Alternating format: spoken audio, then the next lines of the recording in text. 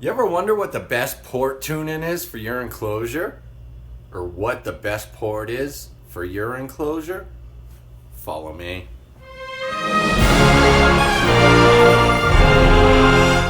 Alright guys, you ever wonder what port tuning you should use? Or what port design is best for your application? Stay tuned. We're going to learn a few things about ports. First guys, we're going to start off with the Aeroport. The Aeroport is basically just a tube, a circular tube. And it usually has flares at both ends. And the flares are there to reduce turbulent noise from the air being sucked in and pushed out, pushed and pulled, blown in, blown out from the subwoofers. And basically, to me, an Aeroport is one of the better designs, if not the best design for 99% of applications when done correctly.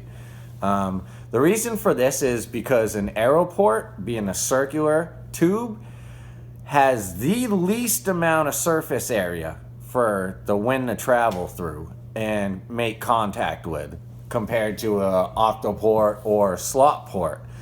So that's always a plus because basically you want as little surface area as possible, but to move the most air as possible. So check out the clips below. We're going to show you a few things about Aeroports, what they look like, their design, and their many applications from sound quality to SPL.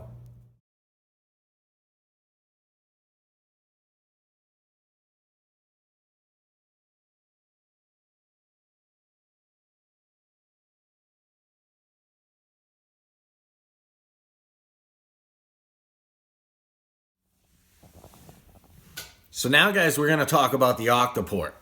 The Octoport is very similar to the Aeroport in its design, in its basic elements in the way it works.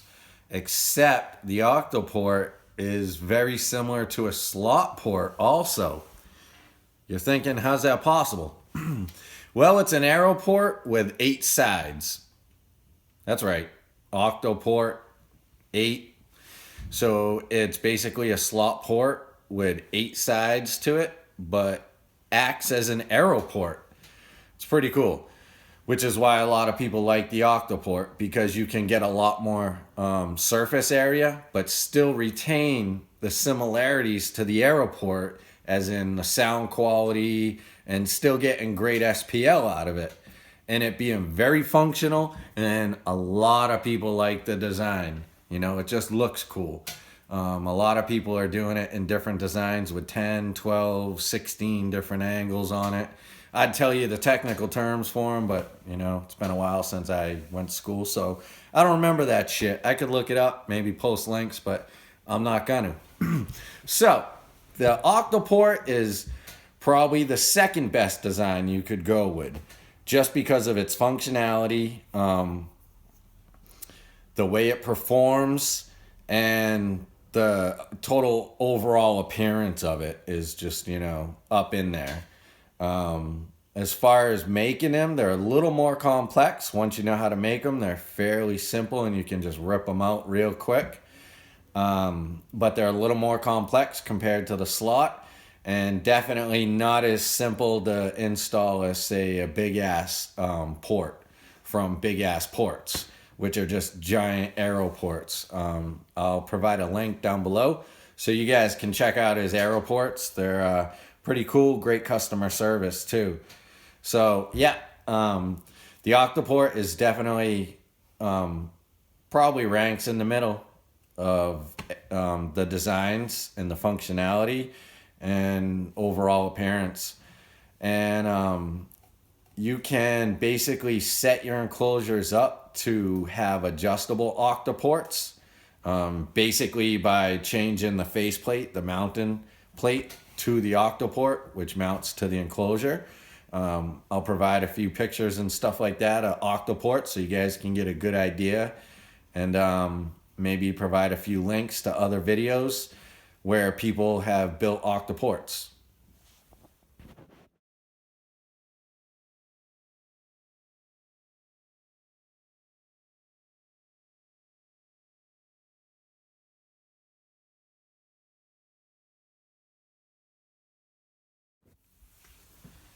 Now on the slot port, guys. So the slot port to me falls in last. It's pretty simple. It's basic. It's exactly what it sounds like. It's just a slot. And you can make them around corners. The cool thing about slot ports is you can kerf. If you don't know what that is, it's basically shaven wood, shaven slices into the wood. So you can basically bend the wood like this, and it basically creates a flare, which is pretty cool. It creates nice round looks to wood. It gives it a nice appearance.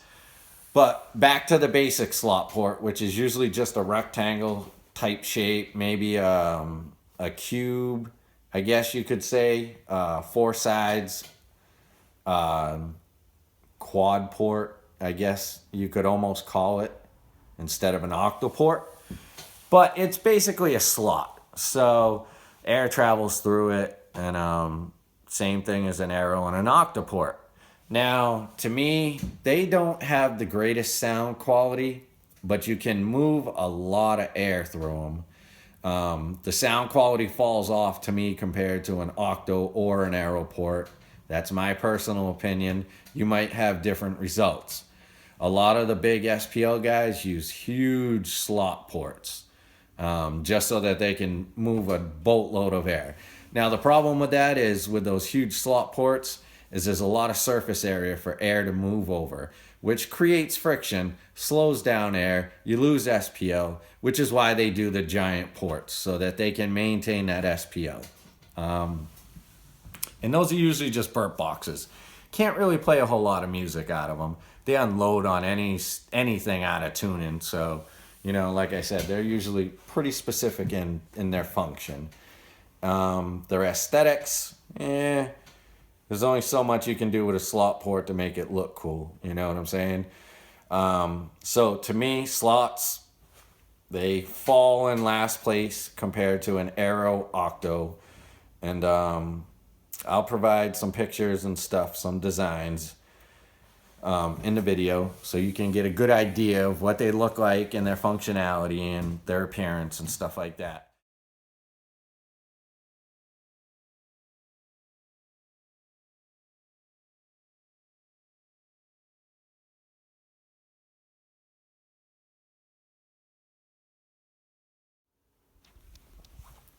Alright guys, remember to hit that thumbs up if this video helped you in choosing a port design for your application. I'll go over a tune-in real quick for you. In my opinion, tune-in should be done in the application you're looking for, whether it be SPL, sound quality, or both. If you're looking for SPL, I would probably try to find your cabin's peak and tune roughly around your cabin's peak, even though some of your music may not play well at that tuning. Or you could play to whatever you like, whether you play rock music, you could tune high. If you really like decaf or like gut 160s, I would suggest tuning low. That's all up to the listener. Remember guys, if the video helped you out, hit like and subscribe. Peace out.